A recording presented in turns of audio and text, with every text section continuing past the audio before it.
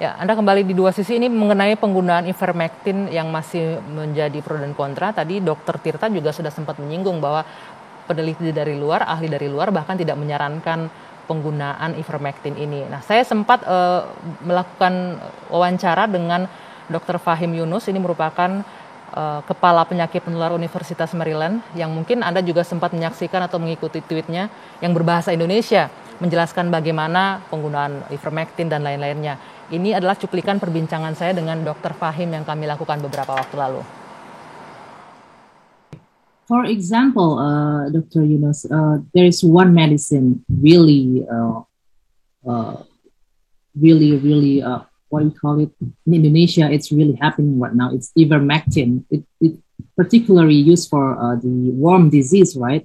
But now ivermectin in Indonesia, it's really hard to get because in the market there is no ivermectin at all because people are hunting it. Can you explain what is the side effect of ivermectin and how effective ivermectin for a COVID patient? Sure. So first of all, if you are unable to hoard and buy ivermectin, don't feel bad. I think you're smart because this drug is not going to do anything for COVID. Once again, I don't do it. I don't say it. You can look up WHO's website. You can look at FDA, multiple studies. Yes, there are some small studies that show that there may be some benefit. But when you look at it as a composite, when you look at the big picture, this drug has not been shown to be of benefit. We have not used it, ivermectin, on our patients here in USA. If you look at the case rate in USA, it has dropped precipitously. So simple scientists would say, let me go to the countries and see those who have crushed this virus. What have they done, right? It's that simple. And you will not see any of those countries relying on ivermectin for crushing the pandemic. They have relied on vaccination, they have relied on masks, and they have relied on social distancing. That's what works. So number one, I don't think that the drug works for COVID. Anything that you put in your system, depending upon host factors, can cause side effects. It can cause rashes, it can cause diarrheas, it can cause allergic reactions. In severe cases, it can harm your internal organs like kidneys and liver. So you have to, and then you don't know what other drugs you're taking. There may be interactions between those medications. So be very careful with taking unnecessary medications or self-medicating yourself. But the problem, doctor, again, we are not trying to put it as false thing or true or bad or not, but we just want to give the right information to the people, to enlighten people. But the thing is, in Indonesia, there's claims that ivermectin is very effective for COVID. And some of the, we can say, prominent person in Indonesia even say that this is really useful. I already used this for several months and it cleared the COVID virus. Yeah, so multiple questions there. Number one, I think everyone has good intentions. I don't doubt anyone's intentions. People are probably saying what they're saying based on good intentions. But they first of all need to understand, do they have the credentials to make that claim? Okay. If I sit here and talk to you about computer science, you should not listen to me because I'm not an expert on computer science. And similarly, with all due respect, people who don't have infectious disease expertise should not be making these claims because that's not their expertise, number one. And number two, understand that COVID is a self-limiting disease in more than 90% of the people. That's very important to remember. In more than 90% of the people, COVID will get better by itself within 2 to 3 weeks. Now, those 90% of the people, if they start eating watermelons, they may come and say, well, I ate watermelons and therefore watermelons work. But science doesn't work that way. That's simply a correlation. It's not a causation. So some people may have taken ivermectin and gotten better just by chance because they were within that 90%, but they're now attributing their cure to ivermectin. It does not work that way. I give the example of USA. I think we were terrible in our management of COVID last year. We were not a shining example, but this year we are because we have put in certain systems and you can see how the caseload is coming down and we are not using any of those drugs.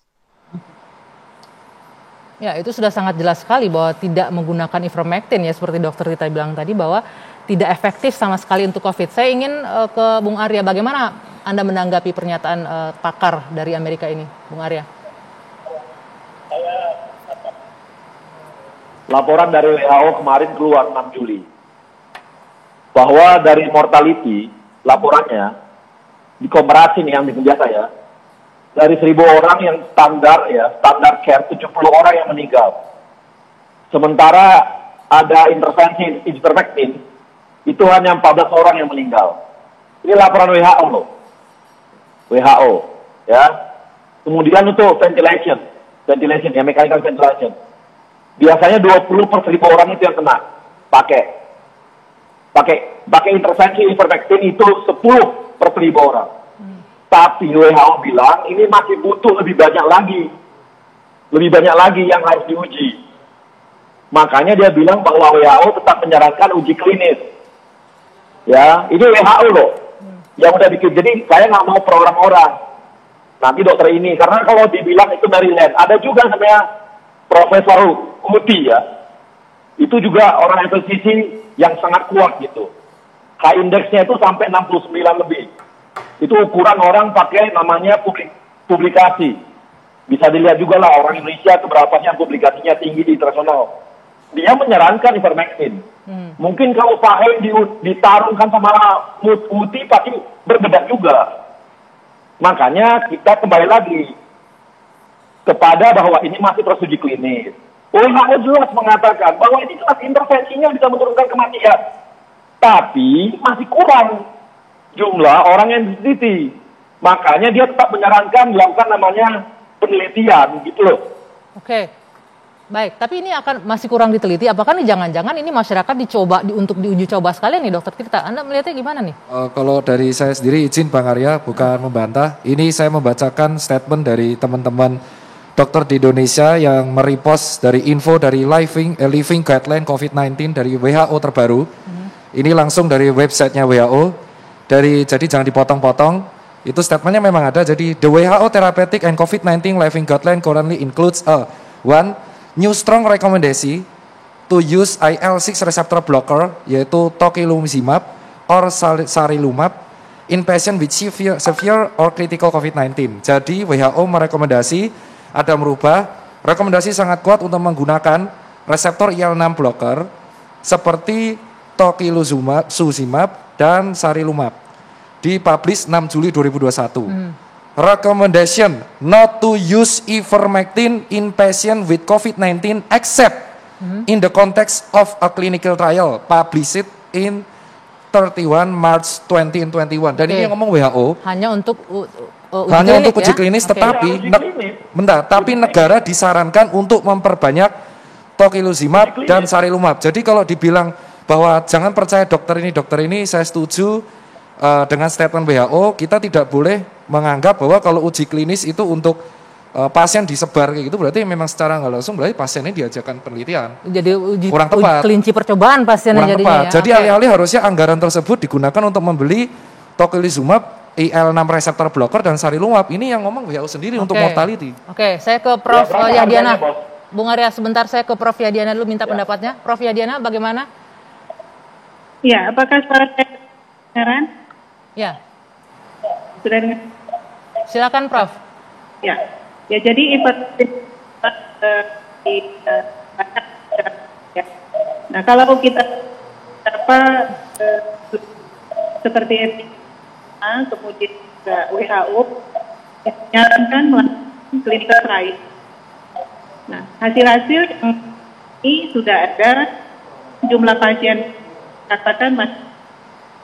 Ya, jadi kalau melakukan trial kan clinical trial artikel. Jadi memang banyak dari clinical trial yang itu memang masih ada kekurangan-kekurangan seperti yang dilakukan bukan double blind. Baik, Prof. Ya. Prof, mohon maaf sekali, ini kenapa masih terputus lagi nih audio kita tidak jelas, sambil mencoba kembali nih. Tadi pas jeda suaranya sudah bagus, begitu on air terputus lagi. Saya ke Dr. Andi, bagaimana dengan pendapat yang beragam ini Dok? Sebagai ahli penyakit dalam, Anda punya pendapat apa untuk penggunaan ivermectin? Ya. Bismillahirrahmanirrahim. Jadi kita ini lagi berada dalam sebuah situasi pandemi namanya. Saya sering kali berulang-ulang menyampaikan bahwa kita itu berada pada satu kondisi badai. Semua orang dalam badai yang sama sekarang. Tidak hanya di Indonesia ya. Globally. Seluruh dunia. Dan semua orang sedang berlomba, para ahli di seluruh dunia itu sedang berlomba untuk menemukan treatment yang paling cocok untuk COVID-19. Itu satu. Yang kedua, Mbak, ini saya lebih tidak mencari siapa yang salah dan siapa yang betul dalam konteks ivermectin dan obat-obatan yang lain. Tapi dalam konteks nih, karena saya juga guru-guru saya para dokter-dokter yang terkemuka, profesor, para peneliti, dan saya mengikuti mereka, ikut mencoba belajar dari mereka bagaimana men-treat pasien sebaik-baiknya, kemudian bagaimana melakukan penelitian dengan benar, dengan baik ya. So, kita tidak bisa, atau anggaplah ini diri saya sendiri, saya tidak bisa mengklaim bahwa saya adalah pemilik kebenaran sejati dalam badai ini. Apa yang saya ketahui kemarin bisa jadi usang hari ini, dan apa yang saya ketahui hari ini bisa besok itu sudah basi. Jadi tolong para ahli poinnya yang ingin disampaikan, Dr. Andi. Lebih rendah diri, bukan rendah diri, rendah hati, ya, untuk membuka kesempatan terhadap hal-hal yang baru yang mungkin begitu besok kita ini membuka mata ada lagi informasi yang baru. Dan juga saya minta orang-orang yang punya kompetensi yang berbeda, meskipun Anda punya power, tolong tahan komentar karena publik sekarang sedang bingung. Mereka apa yang disampaikan oleh orang-orang yang menurut mereka terpercaya itu yang mereka rebut. Ambil contoh susu kemarin. Sekali susu komentar diborong tuh susu. Nah, nanti kita akan lanjut ke situ tuh. Jadi ada 2 poin itu. We're in the pandemic, ya. Tidak hanya virus, tapi juga infodemic. Informasi datang dari mana-mana. Jadi harus ada filter yang kuat dari masyarakat dan para ahli rendah hati untuk membuka informasi, membuka diri terhadap informasi yang mungkin akan datang, hours ya, dari belahan dunia manapun. Dan mereka yang tidak ahli dalam bidang medis, please tunggu hasilnya, bukan tidak usah berkomentar, boleh tunggu hasil yang valid, yang akurat, agar semua orang bisa selamat melalui pandemi ini. Baik, nanti kita akan lanjutkan lagi nih soal orang-orang yang tidak pada bidangnya, cuman punya power. Kita akan juga dengarkan nanti pernyataan itu, usai jeda 2 sisi akan kembali sesaat lagi.